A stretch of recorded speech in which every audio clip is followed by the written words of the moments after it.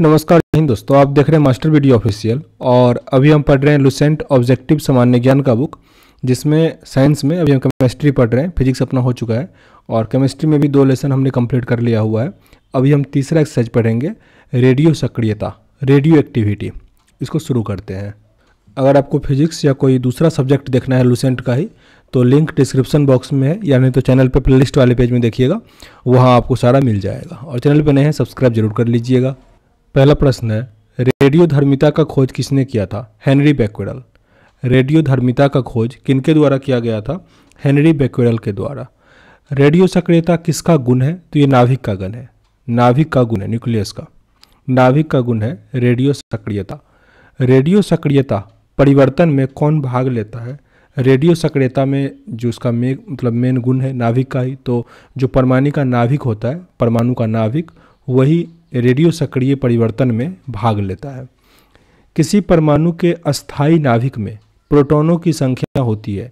किसी परमाणु के अस्थायी नाभिक में प्रोटॉनों की संख्या जो है हमेशा न्यूट्रॉन से कम होगा, हमेशा न्यूट्रॉन से कम होगा या फिर इलेक्ट्रॉन के बराबर होगा। तो यहाँ पे क्या हो जाएगा? न्यूट्रॉन से कम। रेडियोधर्मिता का यूनिट क्या होता है? रेडियोधर्मिता का यूनिट हो जाएगा क्यूरी। काफ़ी इंपॉर्टेंट है। रेडियोधर्मिता का जो यूनिट है वो है क्यूरी। रेडियोधर्मी तत्व किसका उत्सर्जन करता है? रेडियोधर्मी तत्व अल्फा, बीटा और गामा सबका उत्सर्जन करता है। अल्फा, बीटा और गामा विकिरण। अल्फा और बीटा किरण, इसका खोज किसने किया? अल्फा और बीटा का खोज रदरफोर्ड ने किया। अल्फा और बीटा का खोज रदरफोर्ड ने किया। काफ़ी इंपॉर्टेंट है। अल्फा और बीटा किरण का खोज किसने किया?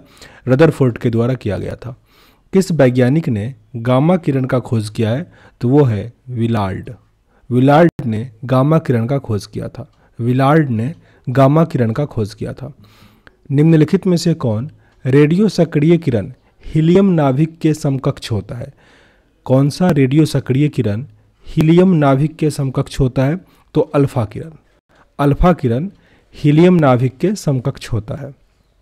नाभिक से निकलने वाले विकिरणों में किसकी वेधन क्षमता सबसे अधिक होती है? सबसे वेधन क्षमता की बात करें तो वो गामा किरण का होता है। सबसे अधिक वेधन क्षमता गामा किरण का होता है। अल्फा किरण होता है। अल्फा किरण पे कौन सा आयन होता है? तो वो He++, हीलियम ऊपर पढ़े भी थे, तो He++ आयन होता है। अल्फा किरण पर उपस्थित आवेश है। अल्फा किरण पर उपस्थित आवेश जो है वो 2 क्या है? यहाँ पे धनावेश है, तो 2 इकाई धनावेश है। 2 इकाई धनावेश। बी किरणें बनी होती है। बी किरणें किसका बना होता है? तो वो ऋण आवेशित होता है। गामा उदासीन होता है, अल्फा होगा तो वो पॉजिटिव होता है, बीटा क्या होता है? निगेटिव होता है, तो वो होता है ऋण आवेशित। ऋण आवेशित। निम्नलिखित में से किसके उत्सर्जन से समभारिक का निर्माण होता है? किसके उत्सर्जन से समभारिक का निर्माण होता है? तो वो बीटा से। बीटा किरण के उत्सर्जन से ही समभारिक जो एसोबार होता है उसका निर्माण होता है। निम्नलिखित में से किसके उत्सर्जन से किसी तत्व का परमाणु क्रमांक 1 बढ़ जाता है? परमाणु क्रमांक 1 बढ़ता है बीटा किरण से। बीटा किरण के उत्सर्जन से ही जो परमाणु क्रमांक है वो बढ़ता है। काफ़ी इंपॉर्टेंट ये प्रश्न है, 15 नंबर। जो परमाणु क्रमांक है किसके उत्सर्जन से बढ़ता है? तो बीटा कण के उत्सर्जन से बढ़ता है। निम्नलिखित में से किस में ऋणात्मक आवेश होता है? ये पढ़े थे। बीटा किरण में क्या होता है? ऋणात्मक आवेश होता है। इलेक्ट्रॉन का समरूप, इलेक्ट्रॉन का समरूप जो है वो बीटा कण ही होगा। इलेक्ट्रॉन भी निगेटिव और बीटा कण भी निगेटिव, तो यहाँ पे बीटा कण हो जाएगा। समान कार्य की अल्फा किरण, माफ कीजिएगा, समान ऊर्जा की अल्फा किरणों की तुलना में बीटा किरण की वेधन क्षमता अधिक होती है। ऐसा क्यों होता है? क्योंकि बीटा किरण का द्रव्यमान जो है वो नगण्य होता है और उसका वेग अधिक होता है। बीटा किरण का द्रव्यमान नगण्य होता है और वेग अधिक होता है, इसीलिए बीटा किरण का वेधन क्षमता अल्फा किरण की तुलना में अधिक होता है। बीटा किरण किस प्रकार का आवेश वहन करता है? बीटा किरण जो है वो ऋणात्मक करता है। ऋणात्मक। देखिए यहाँ पे सबसे अधिक वेधन क्षमता किसका हो जाएगा? गामा का हो जाएगा। फिर यहाँ पे क्या है? बीटा का, और फिर अल्फा का। यानी अल्फा का सबसे कम, बीटा को सबसे अधिक, गामा का सबसे अधिक होता है। गामा किरण किससे बना होता है? गामा किरण बनता है विद्युत चुंबकीय तरंग से। विद्युत चुंबकीय तरंग से। गामा किरणें क्या होती है? गामा किरणें रेडियो सक्रिय पदार्थ द्वारा उत्सर्जित उच्च ऊर्जा युक्त किरण होता है गामा किरण। गामा किरण। निम्नलिखित में से किस किरण की वेधन क्षमता सबसे अधिक होती है? तो ये गामा किरण हो जाएगा, सबसे अधिक गामा किरण का ही है। निम्नलिखित में से किस किरण की आयनन क्षमता सबसे कम होती है? आयनन क्षमता सबसे कम है गामा किरण का ही, वेधन क्षमता अधिक है, आयनन क्षमता कम हो जाएगा। निम्नलिखित में से किस किरण की आयनन क्षमता सबसे अधिक होती है? तो ये उल्टा टाइप का हो जाता है, जिसका वेधन अधिक होगा उसका आयनन कम होगा, जिसका वेधन कम होगा उसका आयनन अधिक होगा। तो यहाँ पे क्या हो जाएगा? अल्फा किरण, क्योंकि इसका वेधन क्षमता सबसे कम होता है तो आयनन क्षमता अधिक है। समस्त रेडियो सक्रिय पदार्थ क्षय होने के पश्चात किसमें अंतिम रूप में बदल जाता है? सबसे लास्ट स्थिति जो सीसा ही है, सीसा। न्यूनतम प्रागम्य शक्ति किरण कौन सी होती है? न्यूनतम प्रागम्य जो है वो अल्फा किरण का होता है, अल्फा किरण का। किस रेडियो एक्टिव तत्व का नाम उसके खोजकर्ता के नाम पर दिया गया है? तो यह है पोलोनियम। पोलोनियम का नाम जो है उसके खोजकर्ता पे ही है, पोलोनियम। कौन सा तत्व प्राकृतिक रेडियो सक्रिय नहीं दर्शाता है? कौन सा इसमें रेडियो सक्रिय नहीं दर्शाता? तो एल्युमिनियम। एल्युमिनियम, जबकि यूरेनियम, थोरियम, पोलोनियम ये सब रेडियो सक्रिय है। नाभिकीय विखंडन के दौरान श्रृंखला अभिक्रिया को नियंत्रित करने के लिए न्यूट्रॉनों का आवेशन करने हेतु निम्नलिखित में से किसका प्रयोग किया जाता है? बोरॉन का। बोरॉन नियंत्रण करने के लिए बोरॉन का क्षार। निम्नलिखित में से कौन सा एक रेडियो एक्टिव तत्व नहीं है? रेडियो एक्टिव तत्व यहाँ पे एस्टेटिन है ही, फ्रांसियम है ही, ट्राटियम है, ये जर्कोनियम नहीं है। जर्कोनियम रेडियो एक्टिव तत्व नहीं है। विघटनाभिक यानी रेडियोधर्मी जो वस्तु है उसको किससे बने पात्र में रखना चाहिए? तो वो पीबी जो प्लूटोनियम है उसमें रखना चाहिए। आगे है, एक बीटा कण के उत्सर्जन से परमाणु संख्या और परमाणु द्रव्यमान में क्या परिवर्तन आता है? परमाणु क्रमांक 1 बढ़ जाएगा। बीटा कण से ऊपर ही पढ़े हुए थे कि परमाणु क्रमांक जो 1 बढ़ जाता है और जो द्रव्यमान है उस पर कोई फर्क नहीं पड़ेगा, परमाणु क्रमांक 1 बढ़ेगा। अल्फा कण के उत्सर्जन से परमाणु क्रमांक और द्रव्यमान पे क्या इम्पैक्ट आएगा? तो इसमें क्या हो जाएगा कि परमाणु क्रमांक में 2 और परमाणु द्रव्यमान में 4 की कमी हो जाएगी। अल्फा वाले में कमी देखना है और बीटा वाले में वृद्धि होता है। तो अल्फा में क्या होता है? 2 परमाणु क्रमांक में और द्रव्यमान वाले में 4 का कमी हो जाता है।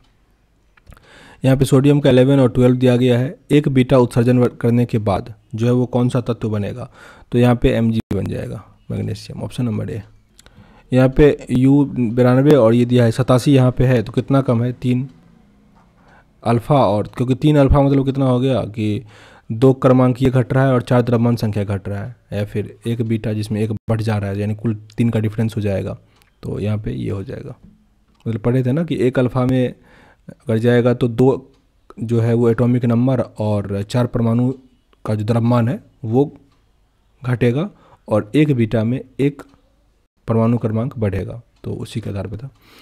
आगे प्रश्न है, यदि किसी रेडियोधर्मी पदार्थ की मात्रा को दुगुना कर दिया जाए तो जो रेडियोधर्मी क्षरण है उसके दर पे क्या इम्पैक्ट आएगा? तो उस पर कोई फर्क नहीं पड़ेगा, कोई परिवर्तन नहीं होगा। यहाँ पे U92 और ये दिया गया यहाँ पे 91 है। तो अल्फा और बीटा कण का उत्सर्जन कितना हुआ है? तो यहाँ पे 1 का डिफरेंस आया है, तो जाहिर सी बात है 1 अल्फा और 1 बीटा का, ऑप्शन नंबर ए। रेडियोधर्मी पदार्थ का आधा जीवन काल 70 दिन का है, मतलब 1 अल्फा यानी 2 बढ़ा फिर 1 बीटा कम हो गया, तो 1 की डिफरेंस हुआ, इसीलिए ये है। रेडियोधर्मी पदार्थ का आधा जीवन काल 70 दिन का है, और उसी पदार्थ का 1 ग्राम कितने दिन बाद 0.25 ग्राम रह जाएगा? तो ये 140 दिन के बाद, दुगुना है, 140 दिन के बाद रह जाएगा। आधा से आधा, तो जैसे आधा जीवन काल है तो सामान को आधा किया है तो वो आधा हो जाएगा। यदि किसी रेडियोधर्मी पदार्थ का अर्ध जीवन काल 1 दिन है तो 4 दिन के पश्चात उसकी प्रारंभिक मात्रा का कितना प्रतिशत शेष रह जाएगा? तो ये यहाँ पे 25/4, 25/4%। एक रेडियो एक्टिव पदार्थ की अर्धायु 4 महीने का है। इस पदार्थ का 3/4 भाग को क्षय होने में कितना समय लगेगा? 8 महीने। इसको थोड़ा याद कर लेना है तो आगे इस समय दिक्कत नहीं होगा। एक रेडियोधर्मी पदार्थ की जो अर्धायु है वो 4 महीने की है, यानी पूरा आयु क्या हो जाएगा? 8 महीने का। तो पदार्थ का जो 3/4 भाग क्षय होने में कितना समय लगेगा? 8 महीना। 8 महीना। एक वह प्रणाली क्या कहलाती है जो प्रागैतिहासिक पदार्थों का काल निर्धारित करने के लिए विघटनाविकता जो रेडियो एक्टिविटी है इसका प्रयोग करता है? कार्बन काल निर्धारण, कार्बन डेटिंग जो होता है उससे, कार्बन डेटिंग। पृथ्वी की आयु का आकलन किससे किया जाएगा? पृथ्वी की आयु का आकलन यूरेनियम डेटिंग से। जिसमें जीवाश्म होगा उसमें करते हैं कार्बन डेटिंग, नहीं तो पत्थर या उस सब का यूरेनियम डेटिंग से। रेडियो कार्बन काल निर्धारण किसकी आयु का आकलन करने के लिए होता है? जब भी कार्बन काल हो तो जीवाश्म का ऑप्शन नंबर सी यहाँ सही था। सबसे पहले रेडियो सक्रियता शब्द का प्रयोग किसने किया? रेडियो सक्रियता शब्द का प्रयोग हेनरी बैकुडल। यूरेनियम विखंडन की सतत प्रक्रिया को जारी रखने के लिए किस कण की जरूरत होती है? इसमें जरूरत होता है न्यूट्रॉन। परमाणु बम का आविष्कार किसने किया था? परमाणु बम का आविष्कार किया था ऑटो हॉर्न ने। परमाणु शक्ति संयंत्र किस सिद्धांत पर काम करता है? परमाणु शक्ति संयंत्र काम करता है नाभिकीय विखंडन। नाभिकीय रिएक्टर के निर्माण के लिए निम्नलिखित में से कौन सा तत्व आवश्यक है? नाभिकीय रिएक्टर के निर्माण के लिए कौन सा तत्व आवश्यक है? तो ये है जिरकोनियम।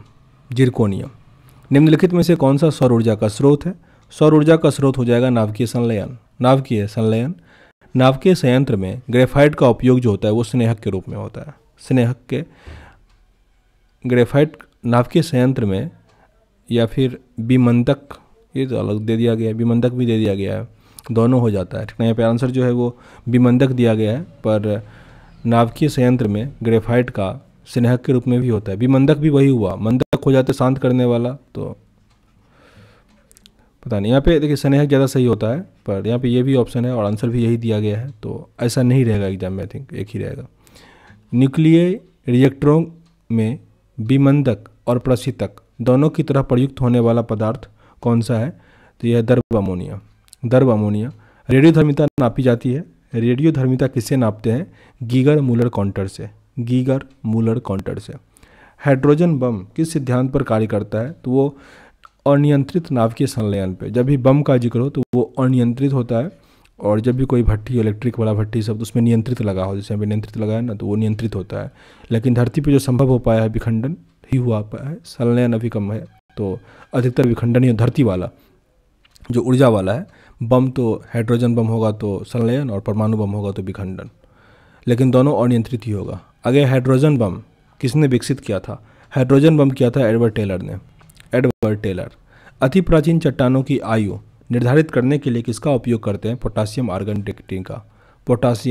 डेटिंग का। निम्नलिखित रेडियो तत्वों में से किसका उपयोग मनुष्य के शरीर में रक्त प्रवाह की गति को मापने के लिए किया जाता है? इसमें करते हैं रेडियो सोडियम।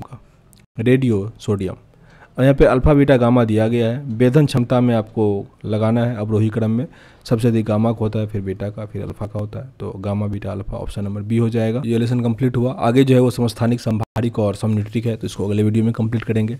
सेशन अच्छा लग रहा हो तो लाइक और शेयर जरूर कीजिएगा। मिलते हैं नेक्स्ट वीडियो में, तब तक के लिए जय हिंद।